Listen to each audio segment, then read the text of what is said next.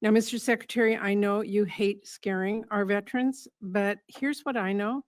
When you fire thousands of VA staff with no rationale beside Musk said so, that really scares veterans.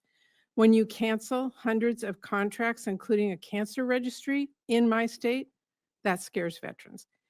When you muzzle our researchers, that scares veterans.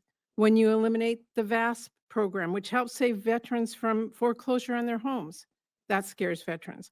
When you remove language saying veterans and doctors can't be discriminated against based on their political views or marital status with no explanation until after people called it out, that scares veterans.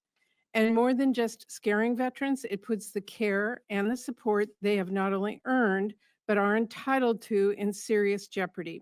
So if you're concerned about scaring veterans, my suggestion is to stop doing what you're doing. Focus on what matters. Stop implementing policies with no explanation or analysis. Lift the hiring freeze and get our facilities fully staffed. So to that end, I have a few questions about some of the actions that veterans have told me they are deeply concerned about. And I hope today you can put their minds at ease and give us some clear, straightforward answers.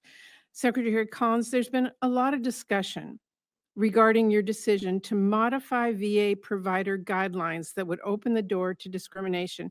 You struck the words age, national origin, politics, marital status, and disability from the anti-discrimination policy that was applied to our VA hospitals and our clinics. When you changed the guidelines and removed the words making clear when discrimination is not tolerated, what you actually signaled to veterans across the country that they may be actually denied the care that they need. So, Mr. Secretary, if you insist these categories are already covered by federal law, and therefore your changes do not provide openings for discrimination, will you commit then to reinstating the previous policy?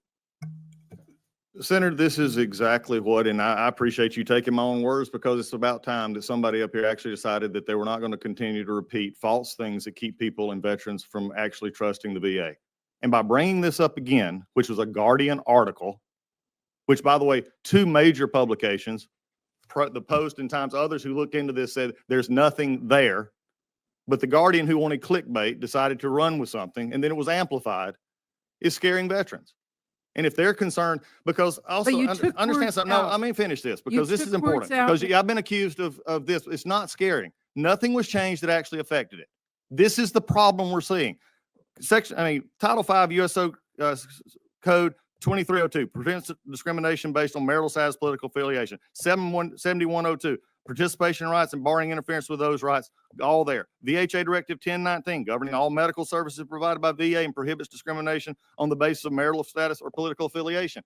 There's nothing changed. By the way, our bylaws also don't say that we have to feed our patients 3 times a day. Should we put that in there specifically? Well, Mr. Secretary. No, I'm not going to let you get away with this. I'm going to tell, I have the floor for a second. No, I mean, let me just you're not tell being you truthful with this. What I'm telling you is what veterans hear and what Americans hear. Please listen. When you take something out, it says that's been eliminated, period. No, it does not. Well, only when you have a cheap magazine like the Guardian who wants to put it out there and put it in a position and then have actually people of your stature and others who amplified it. How can it be that something that doesn't change anything, that fact checkers have already said doesn't change anything? Okay, your position is it doesn't change anything. It doesn't. I hear you. There is no position. It is the fact. Well, do you think it's possible to be eligible for care and still be discriminated against when you try to access health care? No one is discriminated against at the VA. And by simply repeating that could keep somebody from getting the critical mental health care that they need. And that would be on you and anybody else that wants to repeat it. Well, Mr. Secretary, in fact, many of us have heard from women veterans. Then did you help correct them? Mr. Secretary. Did you help correct them? Or did you rely the line? Did you? You took the word. I did. I've been on TV. I've been on TV. I put out videos. I've done everything because of a false article. I cannot believe we're still going down this route. Well, I can believe it's amazing. I can believe it when you take words out that people hear them and I'm telling you that, Mr. Secretary. I'm simply telling you when you took those words out, people heard it in a specific way.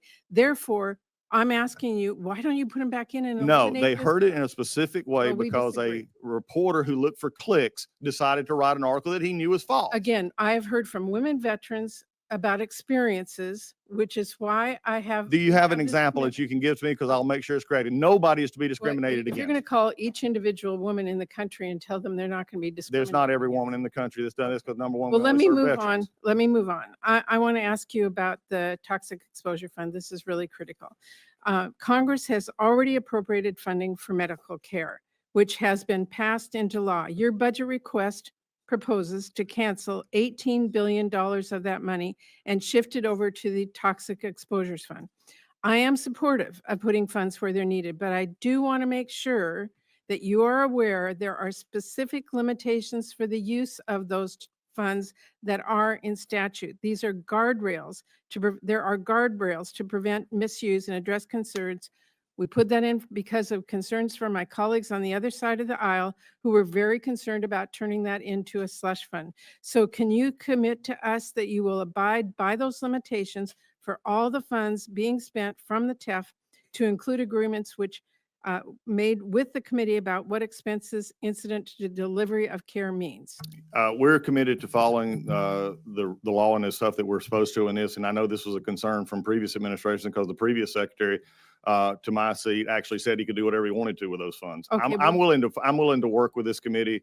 As I have said and told you before, I'll work with this committee to follow the rules on All that. I'm asking is, you're asking to move $18 billion into that fund. Are you committed to following the guardrails that the language, the statute language that surrounds those funds?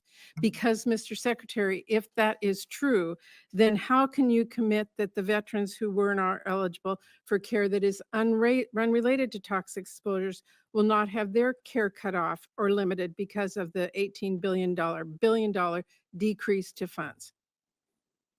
Because as we look at our budgets and we dictate the monies that are coming in, we're going to meet the needs of the veterans who come before us. Well, I find it really challenging to think that you can take $18 billion out of general medical care, put it into the TEF fund, and I have no problems with the TEF fund as long as we live by the limitations, but that is care that other veterans will not see.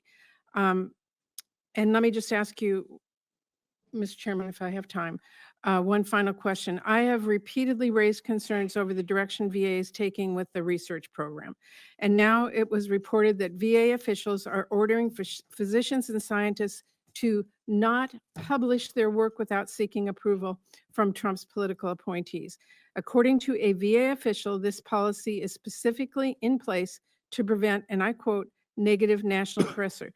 So, Mr. Secretary, if a research finding would advance veterans' health, but does not align with the administration priorities, will you allow it to be published? I'm not familiar with the question you have and not going to answer a hypothetical, but I don't foresee anything. We've not done anything to restrict our researchers and going forward. Well, this is on your website.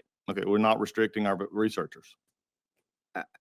If you I mean, I don't know how else to answer the question. If you are ordering physicians and scientists to not publish their work without seeking approval, you can answer that in a forced way by saying, yes, of course, we're not going to say no. But then I'm asking. That had nothing to, I think if at best, and I'm not even sure this is at best, but I'm going to reach here and say this is also discussing a policy that had nothing to do with research and publishing research. It had a meeting about talking to media on other issues, but I'm happy to take this and see what you're actually, discussing, but nothing has changed as far as we know. So no, the researchers can do their research. All researchers, you will not deny a research that shows that this, whatever helps veterans. Again, hypotheticals. I mean, we can go down all that. I can't answer a question. We don't have an exact, a question in the end. I mean, Well, an end to a question. I'm There's sorry, but is it leaves this me is with this the question, this then research or that research? arbitrarily you're going to say no to any kind of. I'm not at this point. I'm not saying either way, Senator. I'm sitting here saying that we're not that leaves me restricting it. very curious about how you're going to move forward on research. Thank you, Mr. Chair.